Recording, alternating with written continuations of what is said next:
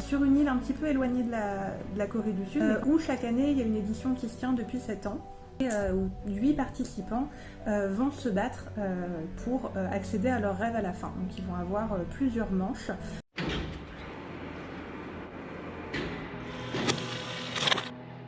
Bonjour, on se retrouve pour le MAC trimestriel Science et Fiction, R1, R1D2 parce que il y en a un autre. Ah. Et avec Émilie. Get out of here, parce que je suis une petite loutre autrice. On va présenter ton histoire, ton univers, ce que tu veux raconter, ton personnage, la mise en audio, bref, toute ton aventure.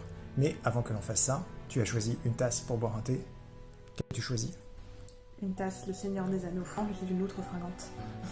Une tasse, Lannister. Et tu peux nous présenter qui tu es, et après on parle de ton histoire. Carrément. Alors moi, je m'appelle Émilie, pseudonyme Get Out of Here du coup. Moi dans la vie, je suis médiatrice culturelle spécialisée en cinéma. Mon métier, c'est de bosser autour du cinéma et autour des films avec des personnes qui sont suivies dans des centres sociaux ou des établissements médico-sociaux. Et qu'est-ce donc que Dilemma? Alors Dilemma, c'est une histoire qui se passe en Corée du Sud. C'est l'histoire de Lee Yeonhae, donc Yeonhae le prénom, qui est une jeune femme dans la vingtaine. Ça se passe en 2070 à Séoul. Et en fait, 4 ans plus tôt, avant le début de l'histoire, elle a perdu sa grande sœur, qui comptait énormément pour elle dans un tragique accident. En fait, elle a une idée pour la ramener à la vie. Parce qu'on est en 2070 et les choses changent.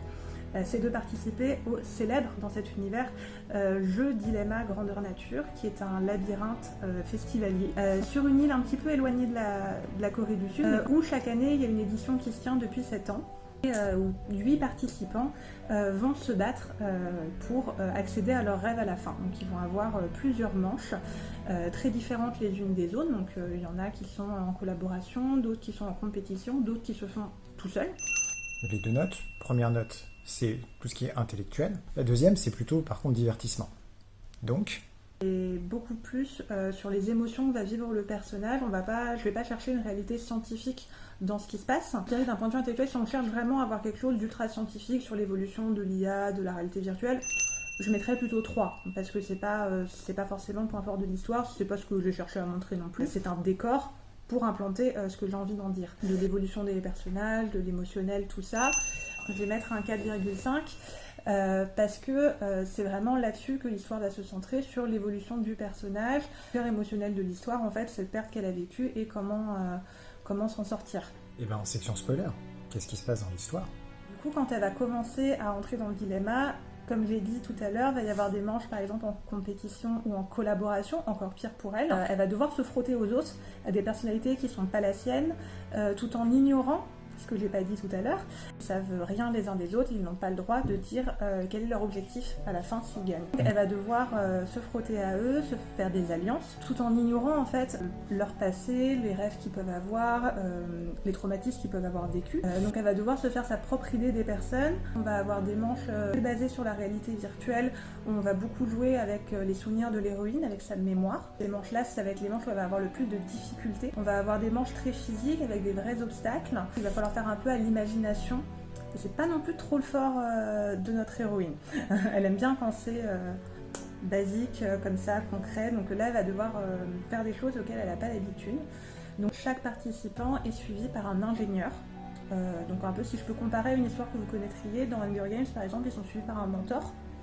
Donc là, il n'y a pas de sponsor, il n'y a pas de tout ça dans le dilemma, mais par contre, il y a un ingénieur, donc un expert, qui va chacun les suivre, va leur implanter une puce pour les aider avec la réalité virtuelle, par exemple. Et elle va tomber sur un drôle d'individu, qui est un hacker de génie, et qui va comprendre qu'elle a hacké le système pour devenir participante.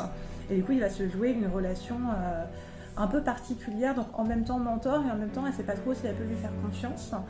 Non, qu'est-ce que tu veux raconter avec cette histoire?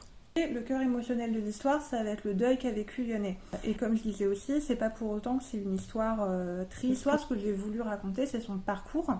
La réalité virtuelle, ça va servir à aller dans les tréfonds de la mémoire, des souvenirs. C'est comment une personne qui refuse de s'ouvrir aux autres, à la vie, pendant plusieurs années, à cause d'un traumatisme en l'occurrence, comment en fait, par cette expérience très au-delà de ce qu'on connaît dans la réalité, va aider à ça.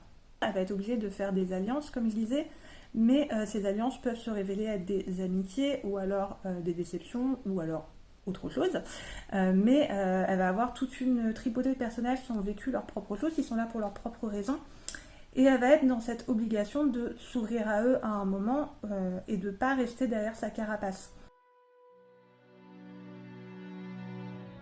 Dès son plus jeune âge, Yoongae s'était révélée être un oiseau de nuit.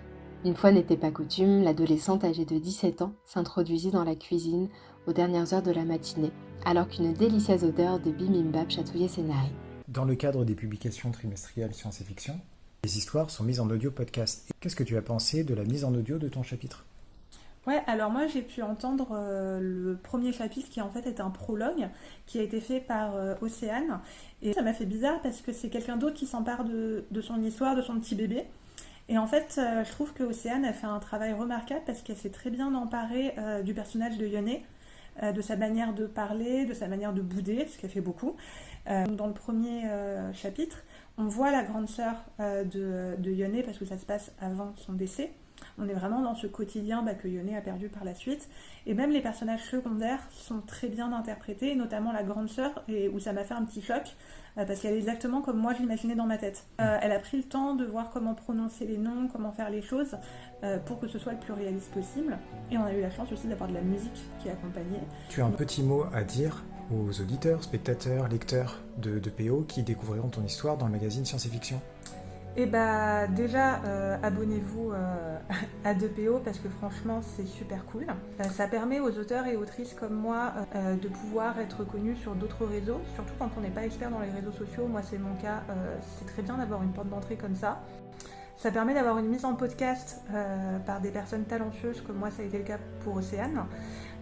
Et ça permet de pouvoir discuter de son histoire, de rencontrer de nouvelles personnes.